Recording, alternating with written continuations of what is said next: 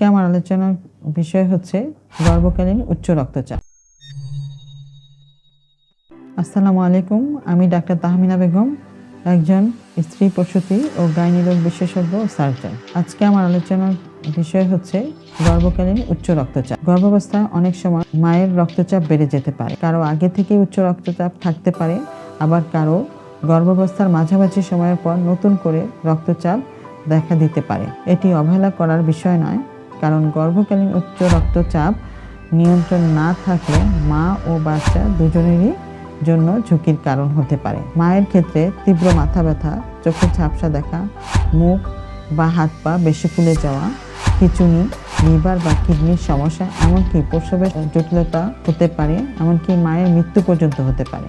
আবার বাচ্চার ক্ষেত্রে বাচ্চার বৃদ্ধি কম হওয়া, গর্ভে পানি কমে যাওয়া, সময়ের আগে ডেলিভারি অথবা বাচ্চার কষ্টের লক্ষণগুলো দেখা দিতে পারে, অথবা বাচ্চা গর্ভেই মারা যেতে পারে। তাই গর্ভাবস্থায় নিয়মিত রক্তচাপ মাপা খুবই জরুরি। শুধু শরীর ভালো লাগছে বলে চেকআপ বাদ দেওয়া ঠিক নয়।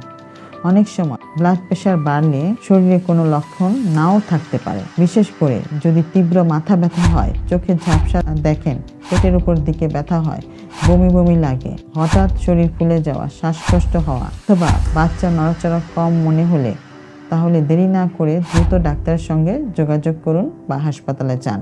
গর্ভকালীন উচ্চ রক্তচাপ নিয়ন্ত্রণ রাখতে নিয়মিত অ্যান্টিনেটাল চেকআপ করুন এবং ডাক্তারের পরামর্শ অনুযায়ী ওষুধ খান। রক্তচাপ মনিটর করুন, পর্যাপ্ত বিশ্রাম নিন এবং নিজের ইচ্ছা মতো ওষুধ বন্ধ করবেন না। সময় মতো পরীক্ষা, চিকিৎসকের ফলো-আপ থাকলে মা ও শিশুকে অনেকটাই নিরাপদে রাখা সম্ভব। ধন্যবাদ।